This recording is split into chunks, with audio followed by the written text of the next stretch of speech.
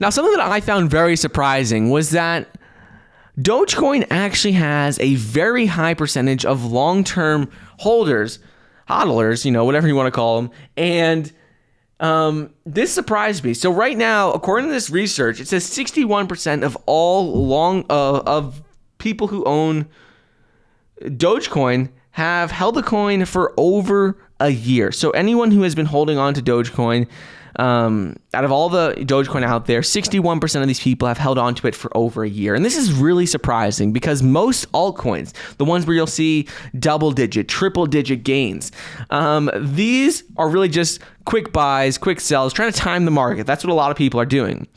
But with Dogecoin, that's not the case at all. People who own Dogecoin have owned it for a long time. Like 61% of Doge hodlers have held the coin for over a year, and this is just a little unusual in the sense that most altcoins are not like this at all, and it shows that Dogecoin, while right now, very likely it's in a bubble that's going to come down, but it shows that it's probably not going to come back down to the lows it was at before. Most likely there's been a lot of interest in it. People who have owned it for over a year. So these people are going to be, I don't think we'll ever see the same levels of Dogecoin, at least for a long time, that we saw before. Like may come down to 7 cents per coin, 5 cents per coin. Yeah, but it's never going to go below, at least for a long time, like a penny.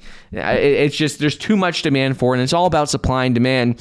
And obviously, the demand for Dogecoin, even though it's just a meme, even though it's just a joke, obviously the demand is there. And it was very surprising to me, at least, that 61% of Doge hodlers have been holding the coin for over a year, because that's just not the case for most altcoins out there. And this has really driven the price of Dogecoin up significantly, because the people who have owned it for a long time, and the people who are now hearing about it, they're pouring more and more money in, and because everyone else is holding it, the significant portion of the supply of Dogecoin is just either in cold storage, it's not being sold, it's not on exchanges. So that's why we're also seeing the price skyrocket, because with all this attention and with a lot of people who are just holding it, well, now, it's a smaller portion, a smaller pool that people can invest in, and it's just driving the price higher and higher. Obviously Elon Musk tweeting about it does help, but the demand for Doge has really been there lately. And